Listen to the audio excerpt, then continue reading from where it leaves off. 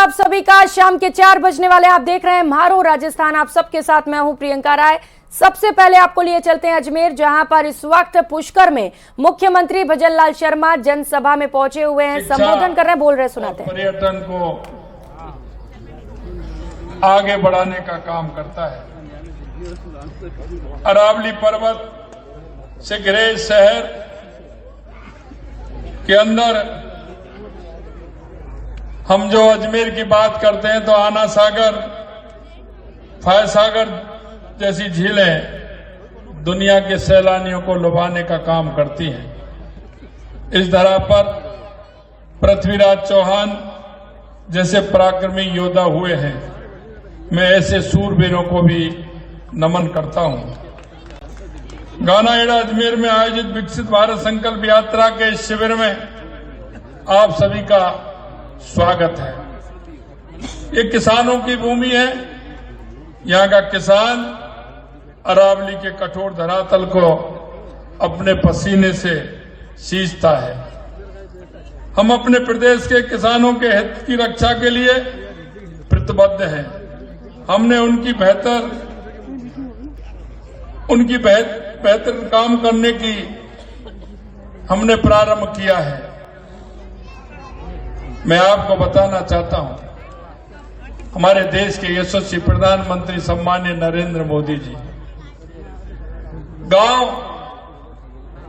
ढाड़ी में बैठे उस किसान की चिंता करते हैं, उस गरीब की चिंता करते हैं, उस मजदूर की चिंता करते हैं, उस भाई की चिंता करते हैं, बहन की चिंता करते हैं, युवाओं की चिंता करते हैं। हमेशा वो कहते हैं कि किसान आगे बढ़ेगा तो देश आगे बढ़ेगा, क्योंकि किसान कहते हैं ना, कहावत है कि हारी जंग पर कौन लड़ता है। ये किसान ही है जो हारी हुई जंग पर लड़ता है। उसकी फसल भी खराब होती है, कभी फसल कम आती है, लेकिन अगली बार भी वो उसी काम को करता है और इस देश के उन सभी नागरिकों का पेट पालने का काम करता है जो किसान पर आधारित रहते हैं। मैंने अभी 2 दिन पहले ऊर्जा विभाग की समीक्षा बैठक ली थी। मैंने उनसे कहा, उनको ये निर्देश भी दिए कि रबी की फसल है और किसान किस तरह से इस फसल को पैदा करता है। अगर इसको समय पर पानी नहीं मिला, बिजली नहीं मिली, तो किसान को परेशानी होगी। मैंने निर्देशित किया है कि किसान को पर्याप्त बिजली मिले, किसान बिजली के बिना परेशान नहीं रहे। किसानों की आय के इजाफे के लिए हमारी सरकार प्रतिबद्ध है, क्योंकि सबसे ज्यादा बाजरा, ज्वार, मक्का, दलहन राजस्थान में होता है। मैंने हमारे खाद्य आपूर्ति मंत्री जी पीयूष गोयल जी को पत्र लिखा है कि बाजरा और ज्वार राजस्थान में होता है, क्यों ना हम मिनट्स में और प्रदेशों में ज्वार और बाजरा देने का काम करें, जिससे कि हमारा किसान को उसका ठीक प्रकार से भाव मिल पाए। माननीय हमारे यशस्वी प्रधानमंत्री जी हमेशा कहते हैं, और इन शिविरों के माध्यम से भी हम आपसे कहना चाहते हैं, हमारा वो किसान भाई है जिसको किसान क्रेडिट कार्ड, प्रधानमंत्री फसल बीमा योजना, प्राकृतिक खेती करने वालों से हम वार्ता करते हैं।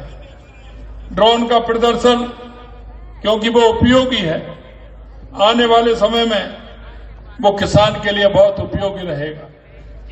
किसानों को जोड़ने का काम इस शिविर की यात्रा में हम किसानों को दे रहे हैं। मैं आपसे कहना चाहता हूं, माननीय प्रधानमंत्री जी द्वारा सरकारी योजनाओं का लाभ आम जन तक पहुंचे, इस अभियान में लोग बढ़ चढ़ करके हिस्सा लें।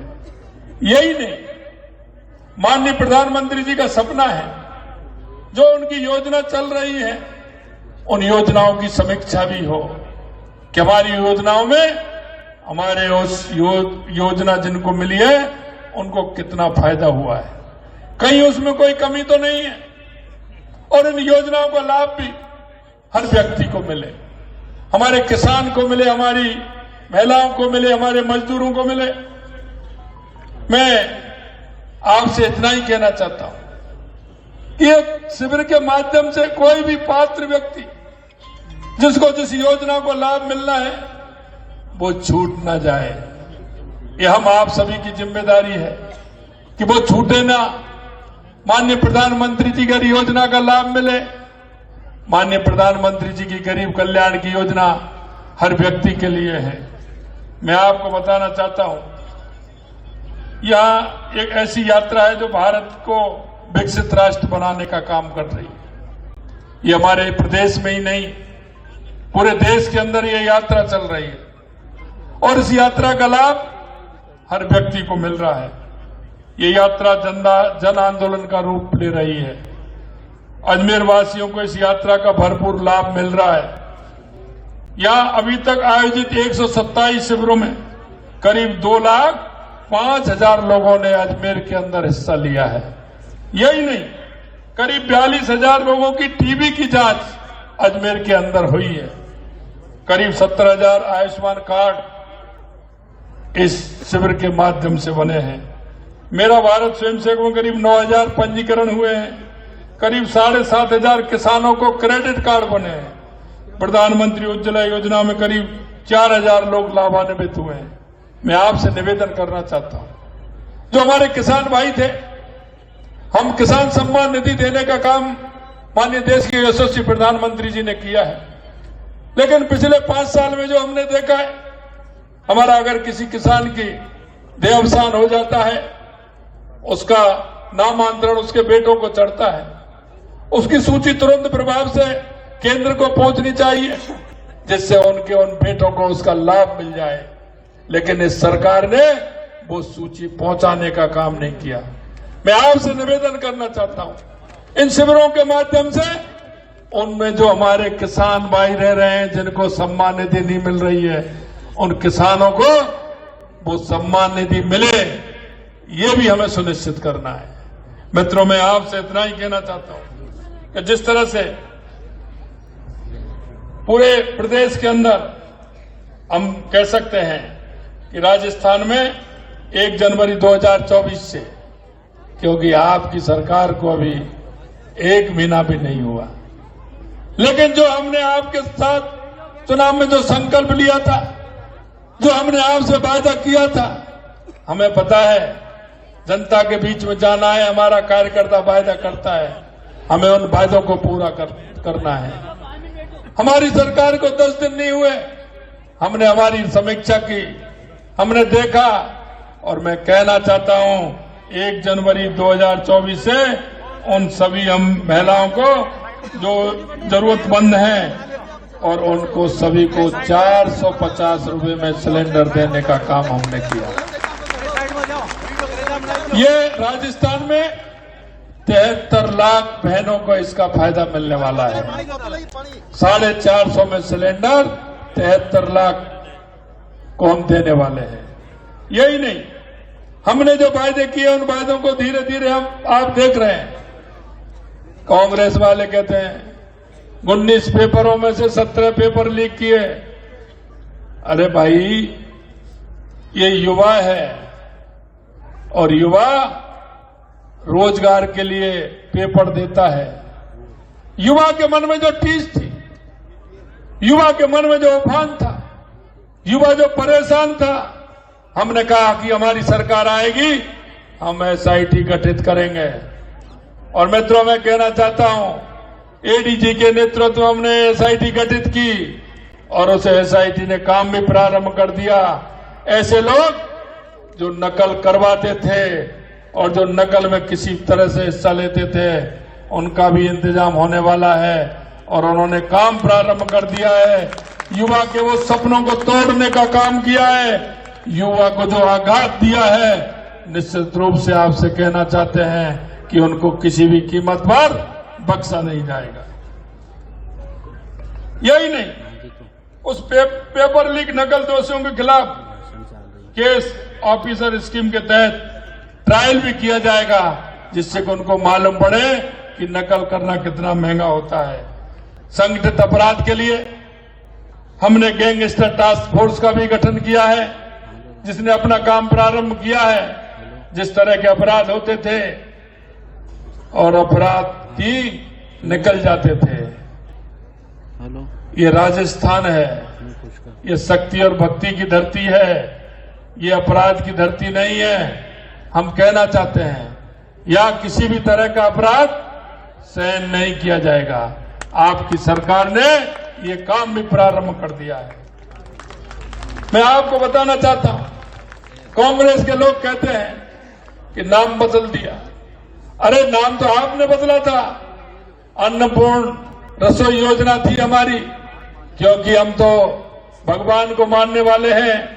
जब हम खेत के अंदर पहली बरसात होती है, आषाढ़ के महीने में जब हम जाते हैं, जब बीज बोने के लिए जाते हैं, तो वहां भी हमारा किसान जब जाता है तो पहले ही धरती माता को छू करके ये कहता है कि हे मां, धरती मां, हमको भी देना, पक्षियों को भी देना, पशुओं को भी देना, मेरे घर पर आए अतिथियों को भी देना, और जो कोई किसी तरह का भिक्षु आता है उसको भी देना, जो हमसे आस लगा करके आता है उसको भी देना। हम इस बात को मानते हैं। हमने अन्नपूर्णा रसोई प्रारंभ की थी, बदलने का काम तो आपने किया था, उसको इंदिरा रसोई कर दिया। और उसमें भी किस तरह का घोटाला हुआ, उसकी जांच भी हो रही है। जहां भी कोई व्यक्ति नहीं है, लेकिन वहां भी 200 थालियां उनकी जा रही है।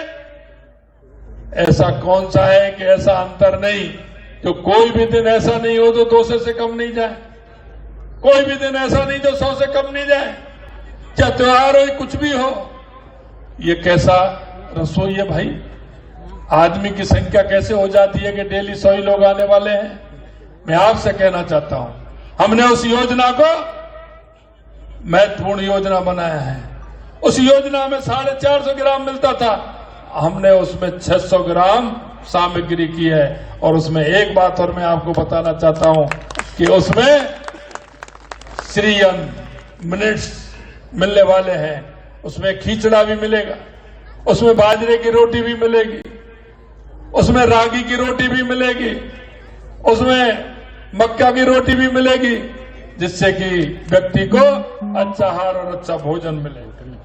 मैं आपसे निवेदन करना चाहता हूं, पिछली सरकार ने जो भ्रष्टाचार के मामलों में जो संरक्षण देने का काम किया, हमने कहा कि भ्रष्टाचारी को तो बख्शा नहीं जाएगा, लेकिन जो उसकी सिफारिशी है उसकी भी जांच करानी होगी कि वो भ्रष्टाचारी की सिफारिश क्यों करता है। हमने वादा किया है भ्रष्टाचार को जीरो टॉलरेंस का। हम निश्चित रूप से कहना चाहते हैं कि किसी भी तरह का भ्रष्टाचार, चाहे वो संस्थागत भ्रष्टाचार हो, किसी भी तरह का भ्रष्टाचार हो, वो सहन नहीं किया जाएगा। मैं आप इतनी बड़ी संख्या में यहां आप सभी लोग आए हैं, मैं आपसे इतना ही आग्रह करना चाहता हूं, क्योंकि हम भी कहीं ना कहीं किसी गांव के अंदर रहते हैं, किसी ढाणी के अंदर रहते हैं। हम इस प्रदेश के, इस देश के नागरिक भी हैं। हम नागरिक होने का अपना कर्तव्य भी निभाएं। मेरे पड़ोस में ऐसा कौन है, मेरे पड़ोस में ऐसा कौन है जो इस योजना को के पात्र है? ऐसा कौन है जो इस योजना से वंचित है? मैं आपसे इतना ही कहना चाहता हूं, उस हर व्यक्ति को लाभ देने का काम आप भी करें। देखिए मेरे पड़ोस में, मेरे मोहल्ले में, मेरे गांव में कौन ऐसा है जिससे उसको माननीय नरेंद्र मोदी जी की योजनाओं को लाभ मिल सके और वो पात्र व्यक्ति उस योजनाओं से जुड़ सके। आप इतनी बड़ी संख्या में आज इस शिविर में आए, आप सभी को बहुत बहुत धन्यवाद, बहुत बहुत धन्यवाद। सभी को नमस्कार, जय हिंद, जय भारत। धन्यवाद श्रीमान।